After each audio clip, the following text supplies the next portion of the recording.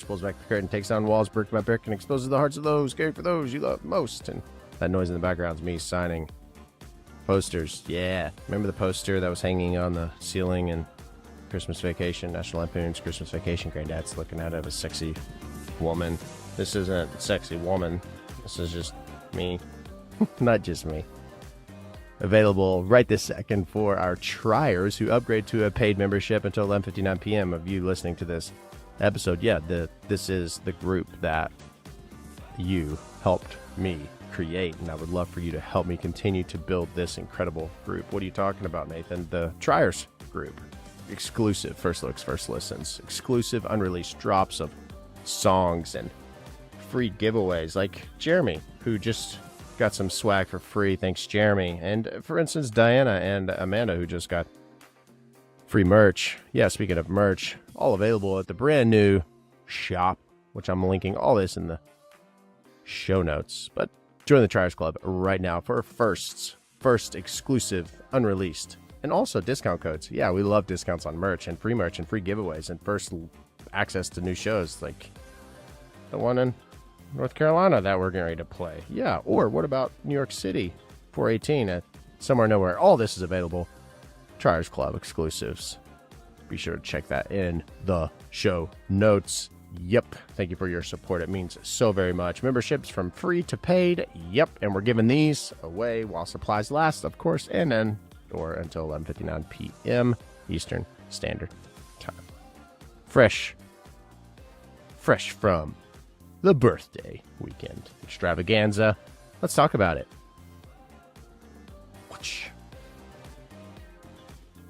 Awesome. Thank you, first and foremost, for your support at the Triers Club.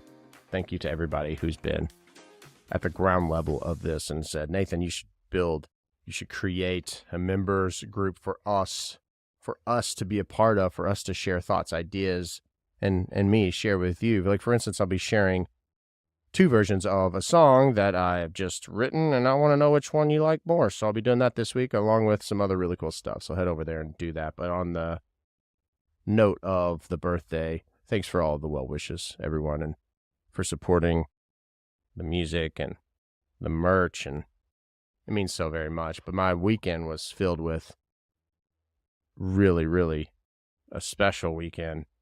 Spending time with the boys, and then the boys meaning my brothers. My brothers, we don't get together that much. We talk often. We have a group text, but we don't get together very often in the sense of family and children and life and jobs, busy jobs at that. One's building a house, one's working. They both work. One's working all the time and dadding it up, and it gets challenging to make that extra time, but they did. In fact, they made extra time. Kayla, Hayden, Aaron, John, we all got to hang out. We went to Guacamole Mexican restaurant in Louisville, Kentucky. And if you want to not have a conversation, go eat there. The portions are great. The food's great, but the ambiance is loud. If you have a show, like April 18th, for instance, playing Somewhere Nowhere in New York City above the Chelsea Hotel, you don't want to go to Guacamole because you'll have no voice. And they have real mariachi bands, but they didn't sing to me. There was like 17 birthdays, April 5th birthdays, which is hilarious. I'm not the only one. I know that. They played the most incredible mariachi renditions of Happy Birthday and ending it with the that's for the Kentucky Derby. And they sang Happy Birthday to me. They didn't even play, which is totally fine. I got shafted on the birthday wish. That's totally fine. But I did get a massive array of delicious decadence of the dessert. It was a nice spread. Thanks, Jordan, on that. And I am very grateful. Usually don't like my birthdays. Why? I have been this way since I was a little kid, which basically says that it's easy to create a habit, even if it's a oftentimes maybe even negative one. This one, I don't know that it's good or bad, but this one, I must say, this birthday has been great.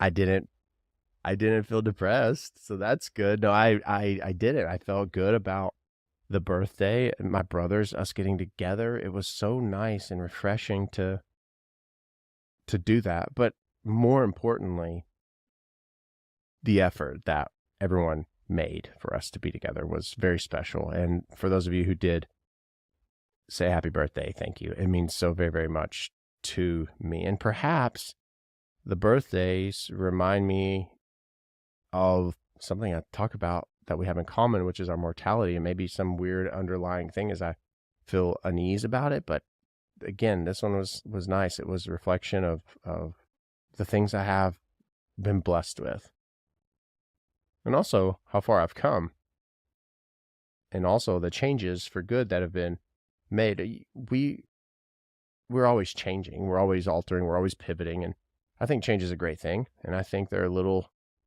incremental things that we change and alter, and some of it we have to repivot because it's not necessarily the ultimate move, or perhaps it's not necessarily good for us. And the real like core changes that happen,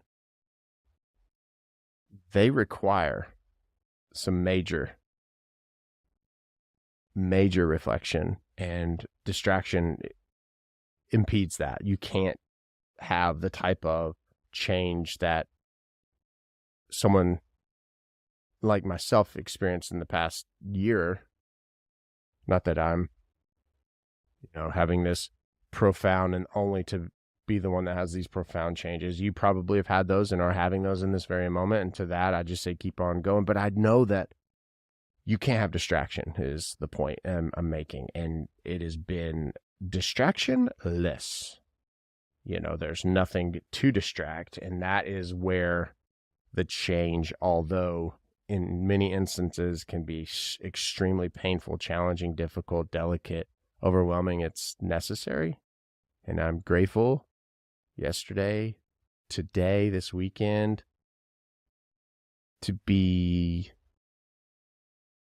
exposed to, eyes open to, reminded of the change, the great efforts and works that this past year I've done and people have done that believe in. It's really special. And so this weekend was just topped off with really good times with my brothers, and playing basketball with the boys, and coloring, and doing that stuff, the stuff that really matters, and all this noise stuff. I mean, it's great and all, and you gotta go to work to pay a bill, but in the scheme, it doesn't matter. It's just these little, maybe even mundane moments that are so cool. And this past weekend's been really awesome, topped off with delicious waffle from First Watch. Kayla ate some of it after you weren't looking. I didn't really. I ate my Superfoods bowl, but it is delicious, especially the pumpkin pancake. Needless to say, let's not go to too much detail about pancakes and waffles. I will say this. I was talking with my brothers. We were like sharing hilarious moments, and Aaron's older, John's younger. I'm the middle child, and they're the chill, agreeable. I'm loud. And so my upbringing, my stories probably bore more weight as far as more traumatic, because I was difficult maybe. And they just learned to just play the game, just shut up.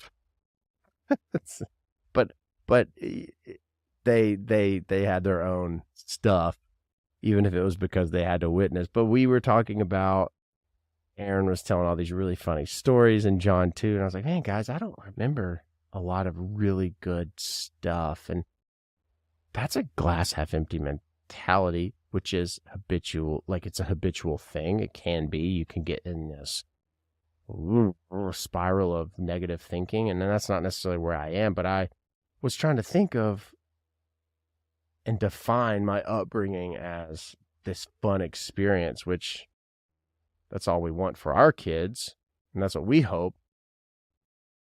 But I didn't really feel like I had that. But Aaron was telling me, he said one time he was 8 and I was 5 and I was mad. So I left our 840 square foot home I'm running away, but I packed this totally 1980s suitcase.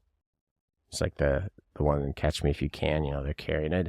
And I walked down the driveway, turned right past the neighbor's house, and walked between this row of bushes and the neighbor's house, which the row of bushes just hid this nasty ditch. It's ditch. And I went behind the AC unit. They were huge back then.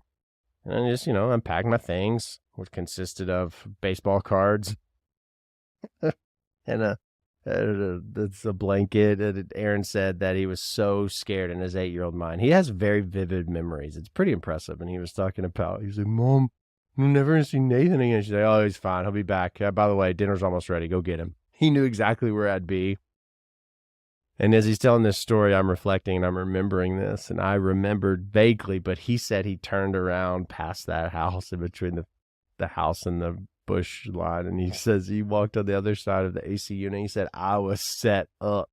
He said I had my blanket out. I had my baseball cards. And this is the part I remember, I'd walked down the hill and I was just standing on this muck and rocks watching the tadpoles float around. I'm like, man, this sucks. I was hungry. He said, hey, Nathan, dinner's about ready. I said, okay. Packed all my stuff back up and went back home. I said, well, I guess I'll eat now. But he was telling me that story, and it reminded me that there were some really good moments, which reminds me to be mindful of those good moments, and which reminds me that there's goodness. There's goodness. It doesn't have to be this profound fireworks show, and it could be something silly like a 5-year-old being a dummy and running away, which, by the way, kids are dumb. We're so stupid. What are some dumb things that you've done? And I don't know if you watch this at Nathan Morris Music on YouTube. All that's linked in the show notes. Yes, be sure to follow me over there because all the podcast episodes and other exclusive content live there. And you can watch me right now, like this setup. I'm standing here and the sit-stand desk, and just grateful for this. You might have seen this setup in the studio over to my left, which is the console and the area in which I rehearse, which I'm excited about my show on 418. New shows are getting announced all the time. NathanMorrisMusic.com for those, and the Triers Club talk about that first and foremost. But on the other side, to my right, is like the setup for your sit-down chair. Just, it's a very cool set. And then just everywhere I look, I'm reminded of things that I'm proud of and grateful for. And there's a lot of work. Maybe there's some sad moments to it, but all of it overall is goodness. And I'm grateful for that. And this weekend was a great reminder of, and I love listening to my big brother tell stories and my little brother tell stories. And we were reflecting on the funeral home stories. And John and I were talking about going to first calls together. And one in particular, the deputy coroner, was a super older guy and really like this man, but you cannot count on him to either help or stick around. He hands you the provisional paperwork and he's gone. He just is like a thief in the night. And one in particular, it was a very traumatic scene. John's first home transfer. The family are out the front door and they're like, we're going to stay, because it was a little traumatic. And he and I get into a whispering, yelling match. Like, what are we supposed to do? He's like, I don't know. Do you have a knife? We needed a knife. So we're going through the kitchen and getting in the knife block, like the butcher's block for a steak knife that totally wouldn't do the job. And we were just hysterically laughing last night at just the behind the scenes, nothing unethical or disrespectful that happened. It was this overwhelm of wanting to get the job done effectively, safely, and reverently, not having what you need and trying to figure that out together without causing a ruckus or chaos or sadness or anything for the family who are outside just waiting for us to complete what we needed to do. So there was a lot of, it was awesome. And he tells really, really good stories. And so I want to say again, Aaron and John, thank you for coming. Kayla, Hayden, thank you for making a weekend to spend time with me at Guacamole. Thank you for making that a memorable moment. And cheers to all of you for being a part of this epic journey of figuring out processes and releasing music and content and things that I believe in, and showing your support by being here, listening to this, or watching at YouTube at Nathan Morris Music, or being a member of the Triers Club. Again, link in the show notes. I would love for you to do that. It would mean so very much to me, because I am creating this content that I believe in, and I'm listening to the stuff that you not only support and believe in, but even your suggestions. And now more than ever, we're going to be mindful of the things in which you suggest. And I assure you of that. If it's your birthday coming up, happy birthday. I know we're fresh from Easter, and if you don't celebrate Easter, that's totally fine. I celebrate you, but Easter and things in which Easter represents, new beginnings and new life and opportunity and blessings, and that's what I wish for you. Wherever it is you are in this moment, I tip my hat to you. I even wore a sombrero. Yeah, I know. And if you follow me on all the socials and the Triers Club, of course, you'll be able to know that too. Nathan Morris Music on TikTok, at Nathan Morris on Insta, here at Nathan Morris Music on YouTube. You'll get all that in the show notes. This is a season of new beginnings, new opportunities. Make the most of it. And the cool thing about it, let's say you do run away to the ditch. Cool thing is the people that really love you will prepare a delicious meal and come and find you and welcome you back home. That was a good analogy, guys. My heart is full, and I want to share that with you. Your love, far more you could ever know. This is 192 of You'll Die Trying in the bag. I'm going to pick up this pile of posters now. I hope you have a incredible day, night, whatever time of the day or night it is in the world, wherever you are. Okay. Be good, be safe.